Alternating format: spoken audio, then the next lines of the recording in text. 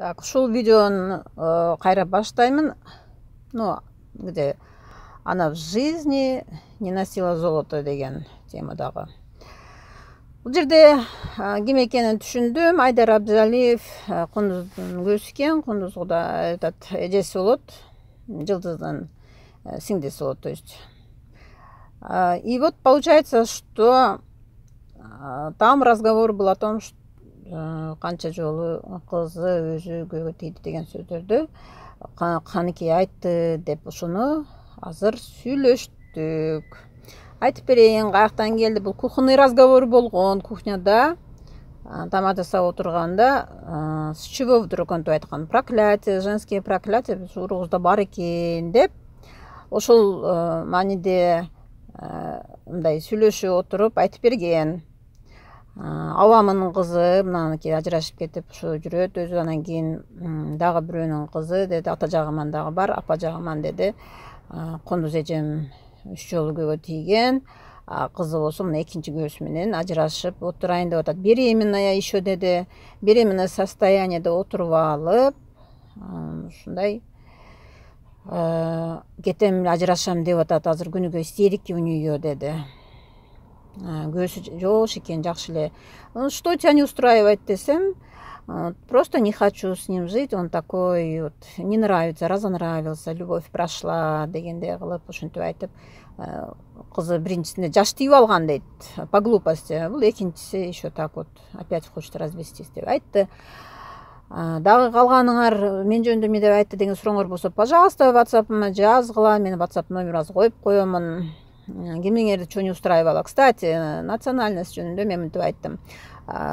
Узбекское воспитание деп түшүнөм да, если с утра после свадьбы прям ордунан тура эле төшөктөн күйөөсүнүн койнунан тура эле кызына чалып эмнени сурады экен. Мен жылды сен чалдыңбы деп ойлоп, апасы чалды экен десе, атасы айтат мен чалганмын дейт.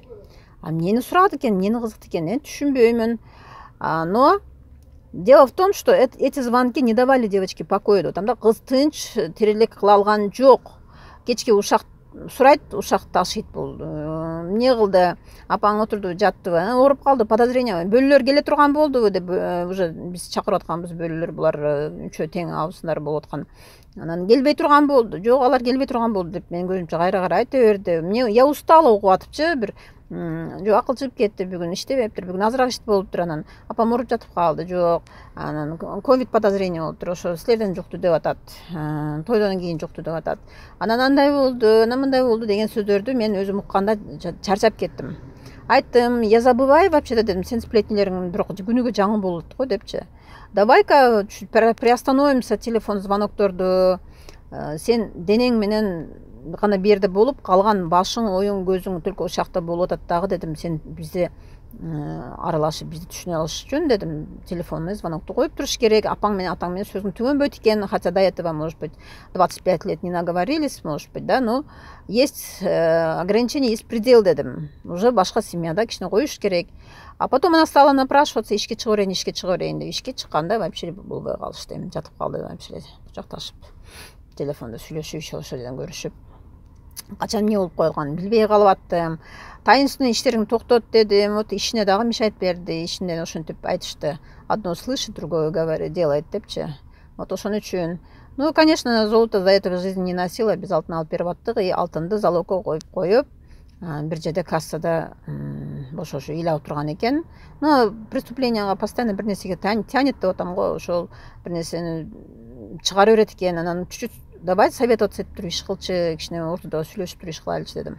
Москвага келгенден бери бир сүйлөбөдүм мен, напримерчи, потому что Москвага чейин мен эмне акча жөнөтпөй атасыңар, иштеп атасыңар го десем, анан айтат, акыл квартплат менен продукттан көтөрүп атат, мен айлык ала элекмин дейт. Вот ошентип жүрдү. Кухонный разговорлордон дагы көп суроолор болсо сурай бергиле. Я это выкладываю, потому что бул кыз ал жакта атасы менен бир туугандарды уруштуруп койду. Бул жакта менин бир туугандар менен тескери кылып салайын деди аз жерденчи. Поэтому бул пычың-пычың деп сүйлөгөндө этият болгула. Она говорит с вами, но потом этот разговор всем по всему свету, по секрету по всему свету кетет. Так что историяларыңарды бұл қызға айтып берерді, знаете. Мына мен шоқа чейин айтпай аттым, чыкпай атты. Если бы бұл өзі чыгып, өзі кетіп алып, барып алып, всем жаловаться етіп, мен жамандап жүрөрдүр. А потом они говорят, вообще-то не первый день, дейді, біз угуйлы жүргөнбүз, башынан бери жамандап аткан сени, дейді. Мен не кылыппын десем, сен Москвага билет алып берип коюпсуң, буларга кетирипсиң, дейді. Азыр Кундуз эжеси сурайт, неге Москвага кетирдиңиз аны, дейді. Интересно, көсү Москвага кетсе, мен буну не алып калат элем? Ушул суроону неме да, bunun атасы дагы, Бакыт дагы сураган. У них, оказывается, общий разговор. Вот, извините меня, вот узбекский вариантта бұл неге Москвага кетирет деген сөздүчү. Это Москвада өзбектердин аялдарына не запрещено же жүргөнүчү. Только күйөөлөр өзү кетет, аялдар үйдө калат да. А мен жаңы үйлөнсө, буларды мен не кылам буну алып калып, көзүн жанында жүрсүн да дедим. Окшош сөздөр выявлять этет да, аяктан чыгат, бияктан чыгат. Претензиялары, неге буну Москвага кетирдиңиз дейт. Ана мен буну алып кала турган болсом, бул мынтип айтты. Эгерде Москвага акылды көзүн кетип кала турган болсо, дейт, мен онда кадам жайга барып жашайм деди. Мен айттым, жашай бер барып дедим. 2 күн жашайт, 3 күн, 4-үнчү күнү адамдар айтат дедим. Бул эмне жаңы келин келип алды, айда берип берди деп айтат. Өзүңө кыйын дедим. Ну, в общем, очень постаралась, чтобы они жили вместе. Она Кундуз айтат мага, не аралаштыңыз булардын үй бүлөсүнө деп. Интересно, где я нахожусь? Мен балам үй бүлөсүндө, мен киммин онда? Без моего спроса ничего не должно сдвинуться.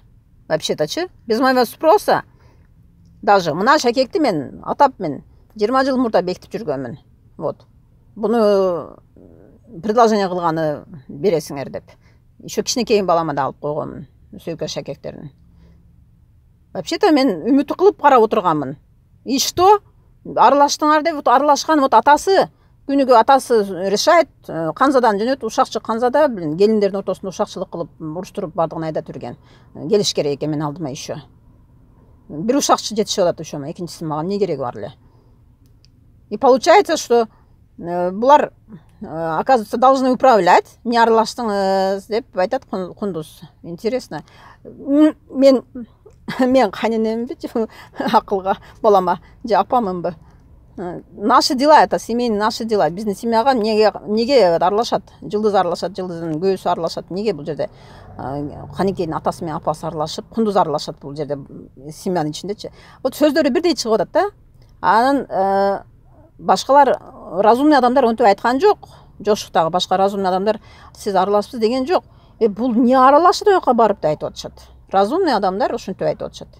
Бул неге аралашат? Кызын берип алып, аркасынан не каша болуп атат бардыгына деп. Бул Бактияр не аралашат, Бакытпы? Не аралашат дейт. Чындап эле да. Азыр отур, азыр тур дейт. Тур ойдо эмне отурасың? Тур, чыгып кетип кал чемоданың. Она часто чемодан собирает. Чуть что bir нерсе болсо. Привычка есть привычка. Но я сказала, последний раз дедим. Эптеп алып калып атамбы дедим. Калп эле расписка жаздырып созом убакытты. Калп эле эштериңер перебирать этип, балким, подожди, балким меникини алып койгонурсуң деп акыркысына перебирать этпедим, потому что Канзада экөө нары бери салды. Канзада токтоп тур, вещь не собирай, сен аралашпай бул жерге десем эле, Канзада дагы мага карап кыйкырды, как она сама. Кыйкырып салды. Кандай мен жиш таштабайм, она же беременна, я же должна помогать депчи. Сен аралашпай тур, пока мы еще разговор не закончили десем, она помогла собраться уйти Канзада. Вот Канзада менен жашай берсин, куда хочет, туда и денется дегендейчи. Но почему-то азыр чалып атат да, кечке чалып алып кет менен деп балама айтып атат. Балам алып кетем дейт, при условии ты с мамой, если наладишь отношения, с мамой, если не подружишься, анда эмне керек? Жок, апаң биз менен жашабасын дейт. Представляете, такие условия? Кыргыздарда ушундай бар беле? Интересно, даже өзбектерде ондай жок го? Биз эмне оруспузбу? Biz пока национальности такие вот, кыргыз, өзбек, казак, өзбек, тажиктердин бардыгы, мы среднеазиатские национальности, родители живут вместе с сыном, со старшим сыном. Кто женился, с тем и живет. А он младший женится, посмотрим. Бирок бул жерде азыр мына бардак чыгарган ушу каша малаша кылып Канекей кылып бардыгын. Канекей дагы кимдердин ушактаганын айтып беремин, сурай бергиле. Бардыгын мени каяктан билет элем, что Кундуз эженин кызы Камила беременна экен. Мен каяктан билет элем стрессте отурганын. Мен каяктан билем депрессияда отурганын, көө баласы менен жашагысы келбей. Мен каяктан билемин, что Жылдыз столько раз замуж вышла, если она не сказала.